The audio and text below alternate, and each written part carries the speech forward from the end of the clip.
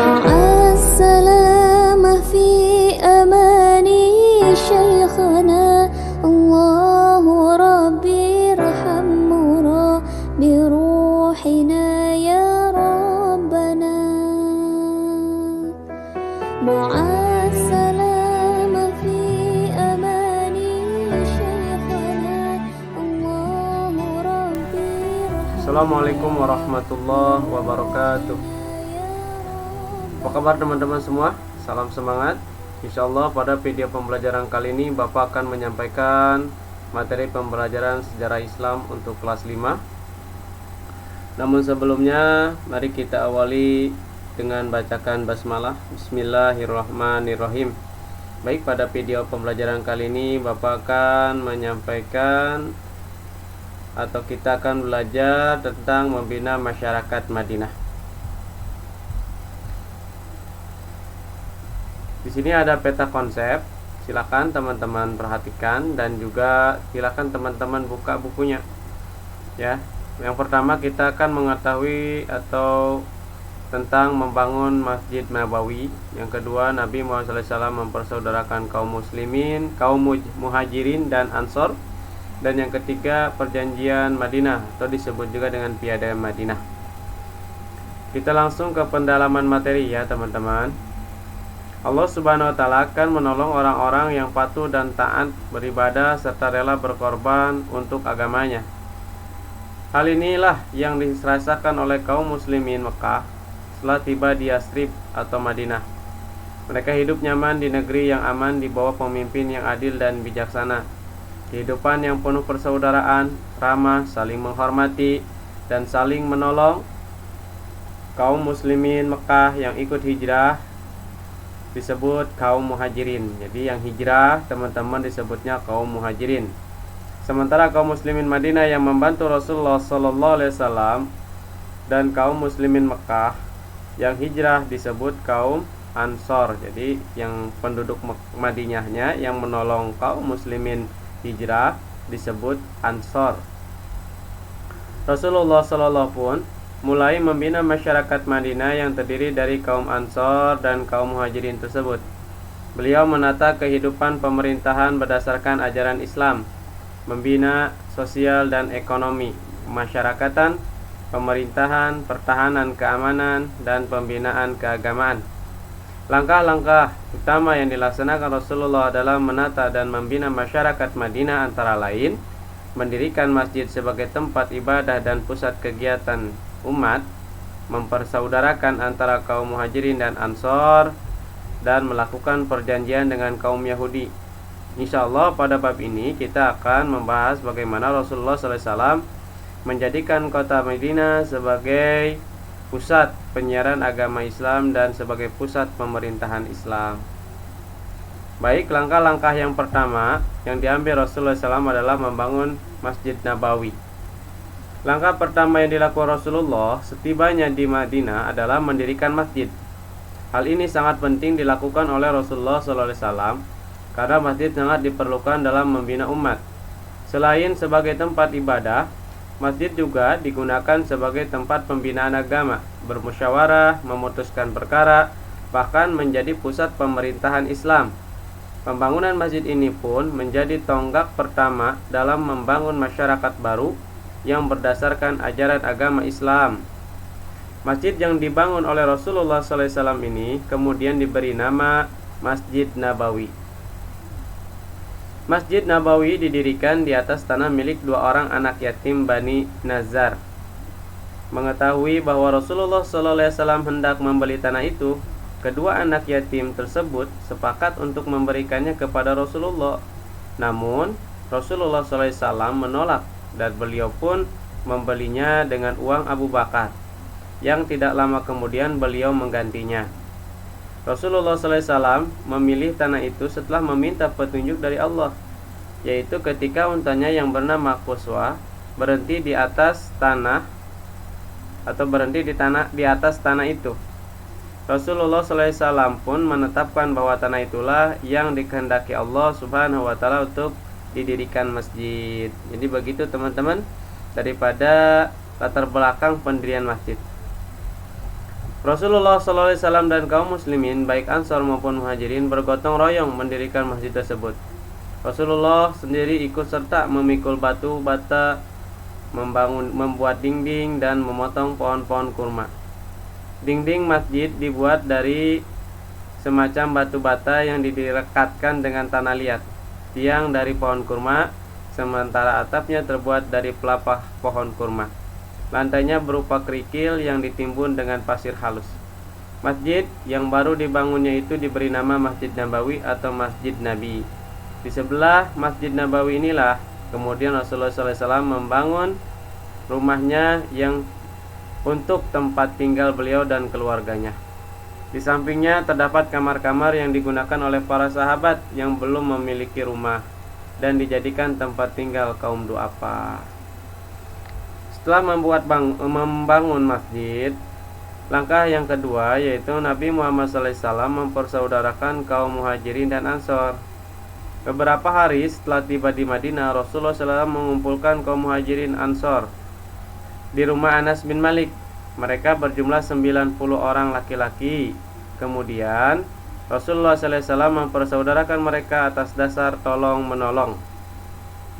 Di antara para sahabat yang dipersaudarakan itu antara lain Ja'far bin Abi Thalib dipersaudarakan dengan Mu'az bin Jabal, Utsman bin Affan dipersaudarakan dengan Aus bin Thabit, dan Abu Bakar As-Siddiq dipersaudarakan dengan Kharijah bin Zubair, Umar bin Khattab dipersaudarakan dengan Itbah bin Malik, Abdurrahman bin Auf disaudarakan dengan Sa'ad bin Ar-Rabi, dan seterusnya. Begitulah Rasulullah SAW menjadikan mereka bersaudara dan saling mencintai atas dasar ukhuwah Islamiyah. Mereka lebih mendahulukan persaudaraan daripada keluarga ataupun suku. Dengan cara ini terciptalah masyarakat yang kokoh serta mereka hidup rukun dan berdampingan satu sama lainnya. Dengan mempersaudarakannya mereka, keadaan sosial ekonomi masyarakat akan terbina dengan baik. Kaum Muhajirin ketika hijrah tidak membawa harta dan mereka pun kehilangan pekerjaannya. Akan tetapi atas pertolongan kaum Ansor, mereka dapat memiliki mata pencaharian dan pekerjaan sendiri. Nah, di sini telah berkembanglah ekonomi umat Islam ya teman-teman. Selanjutnya Rasulullah melanjutkan ke langkah berikutnya yaitu perjanjian Madinah atau piagam Madinah. Itu langkah ketiga yang dilakukan Rasulullah SAW adalah mengadakan kesepakatan dalam bentuk perjanjian damai dengan kaum Yahudi yang tinggal di Madinah. Hal itu sangat penting untuk menciptakan kota Madinah yang aman dan tentram. Kaum Yahudi dapat hidup berdampingan dengan kaum muslimin dalam menjaga dan memelihara keamanan dan ketertiban kota Madinah. Kaum Yahudi yang tinggal di Madinah adalah Bani Qunaiqa, Bani Nadir, Bani Khuraijah. Ada 3 ya, Bani Qunaiqa, Bani Nadir, dan Bani Quraijah. Dan orang-orang Yahudi Khaybar.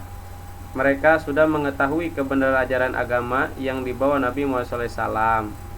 Akan tetapi mereka tidak mau beriman kepada Rasulullah SAW. Mereka mengetahui berita kenabian itu dari kitab-kitab mereka. Mereka juga telah menyampaikan berita itu sebelumnya kepada penduduk Madinah. Akan tetapi ketika kebenaran itu datang, mereka malah mengingkarinya. Oleh sebab itu Rasulullah SAW bersikap waspada terhadap kaum Yahudi.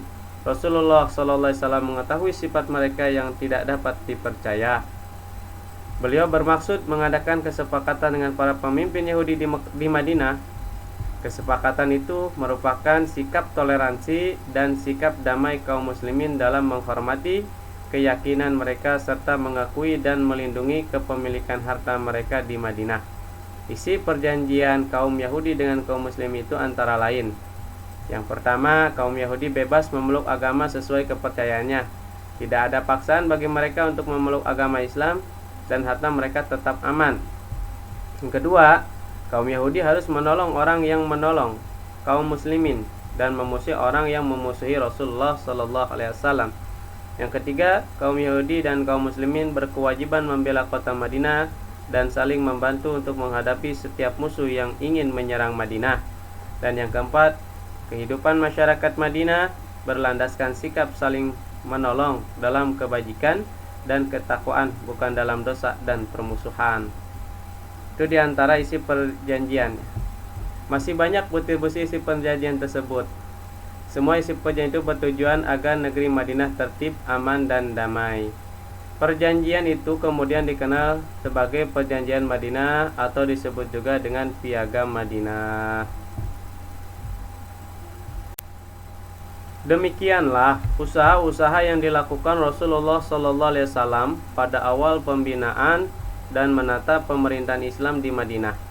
Rasulullah SAW mengharapkan antara kaum Ansor dan Muhajirin serta penduduk Madinah lainnya terjalin persaudaraan yang erat tanpa memandang status sosial, ekonomi, suku, dan agama.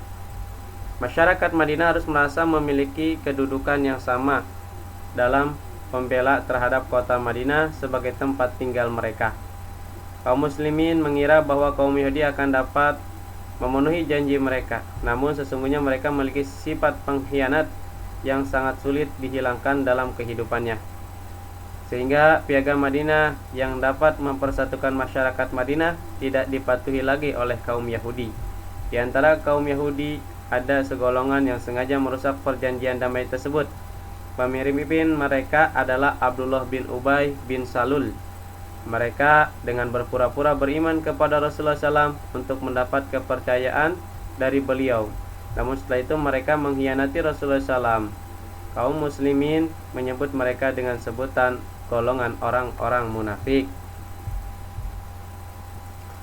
Mungkin itu teman-teman pembinaan yang dilakukan oleh Rasulullah SAW. Di sini ada ibrah untuk kita teladani, ya, dari pembinaan masyarakat Madinah oleh Nabi Muhammad SAW.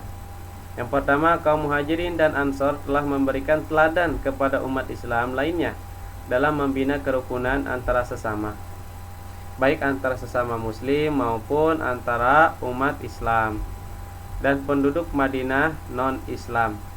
Mereka hidup damai dan rukun, saling menghormati dan saling menolong. Yang kedua, kerukunan yang harus dibina dalam masyarakat antara lain ialah kerukunan antar umat beragama, ukhuwah Islamiyah, ya. Kerukunan antar umat beragama dan kerukunan antar umat beragama dengan pemerintah. Sebagaimana yang ketiga, sebagaimana yang diajarkan Rasulullah SAW bahwa orang Islam itu adalah saudara bagi orang Islam lainnya. Hendaklah kita selalu menjalin persaudaraan antar umat Islam dimanapun berada dengan dasar iman dan takwa kepada Allah. Jadi kita nggak boleh, ya, saling mencaci, saling menghina, apalagi dengan sesama agama, walaupun beda suku, beda bangsa, beda negara. Jangankan dengan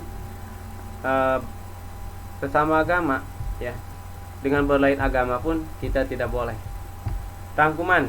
Nah, langkah-langkah utama yang dilakukan Rasulullah SAW dalam membina masyarakat Madinah adalah mendirikan masjid, mempersaudarkan kaum Ansor dan Muhajirin, dan mengadakan perjanjian dengan kaum Yahudi Madinah yang disebut Piagam Madinah.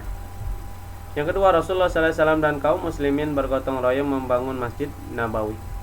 Fungsi masjid pada zaman Rasulullah selain sebagai tempat ibadah juga dipergunakan sebagai tempat pembinaan agama, bermusyawarah, memutuskan perkara, dan pembinaan kemasyarakatan lainnya, bahkan menjadi pusat pemerintahan dan penyiaran Islam. Yang keempat, kaum Muhajirin dan Ansor dipersaudarkan agar tercipta masyarakat yang kokoh, karena mereka hidup rukun dan berdampingan satu sama lainnya. Perjanjian Madinah adalah satu bentuk toleransi beragama dalam menciptakan keamanan dan ketertiban di Madinah. Oke teman-teman, mungkin ini saja video pembelajarannya.